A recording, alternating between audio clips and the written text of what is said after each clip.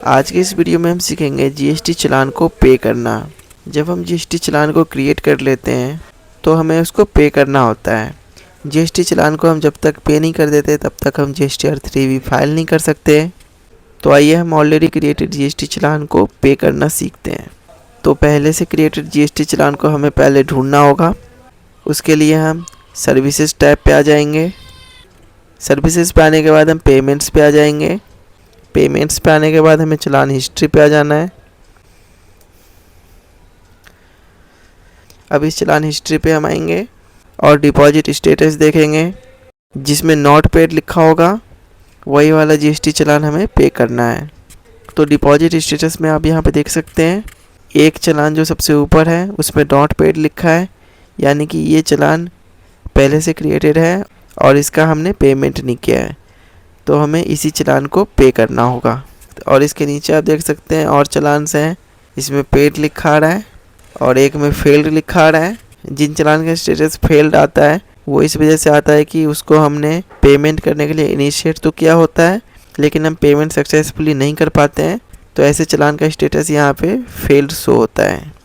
हम अभी ये वाला चालान पे करेंगे 6,58,880 रुपये वाला, जिसका स्टेटस नॉट पेड दिखा रहा है। तो ये चालान पे करने के लिए हमें इसके CPI नंबर पे क्लिक करना होगा। तो हम इस पे आ जाते हैं। यहाँ पे आप इस चालान की डिटेल्स देख सकते हैं। चालान जनरेशन डेट आता है, चालान एक्सपायरी डेट आता है। हमें सबसे नीचे आ जाना है। यहाँ पे आप देख सकते हैं CGST, SGST और IGST के क्या क्या अमाउंट हैं वो शो रखे हैं। इस चालान की टोटल वैल्यू है 6,58,880 रुपये। CGST और SGST 86,867 रुपये है। IGST 4,85,146 रुपये है। अब हमें यहाँ पे select mode of E payment पे आना है। यहाँ पे 4 ऑप्शन दिखते हैं, preferred bank, net banking, credit card, debit card, Bhim, UPI। जिस भी मेथड से आप पे करना चाहते हैं उसको आप सिलेक्ट करेंगे। हम ये चालान नेट बैंकिंग से पे करेंगे। अगर आप और किसी मोड जैसे कि UPI से पे करना चाहते हैं तो आप भीम UPI पे आ सकते हैं और वहाँ से आप UPI के थ्रू भी पे कर सकते हैं। हम अभी नेट बैंकिंग से पे करेंगे। अगर हमने इससे पहले कोई चालान नेट बैंकिंग से पे किया हुआ है तो हम प्रीफर्ड बैंक्स पे आ जाएंगे और यहाँ पे हम अपना बैंक सेलेक्ट कर लेंगे। हम अभी HDFC बैंक से पे करेंगे नेट बैंकिंग से, तो हम इसको सिलेक्ट कर लेंगे HDFC बैंक को यहाँ पे। उसके बाद हम इस बटन को क्लिक करेंगे I agree to the terms and conditions पे। उसके बाद हम मेक पेमेंट पे क्लिक करेंगे।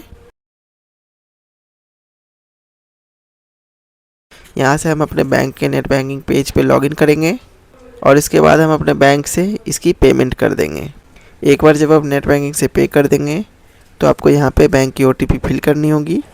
हमने अभी अपने बैंक से इस अमाउंट को पे कर दिया है। अब हम बैंक की OTP यहाँ पे फिल करेंगे।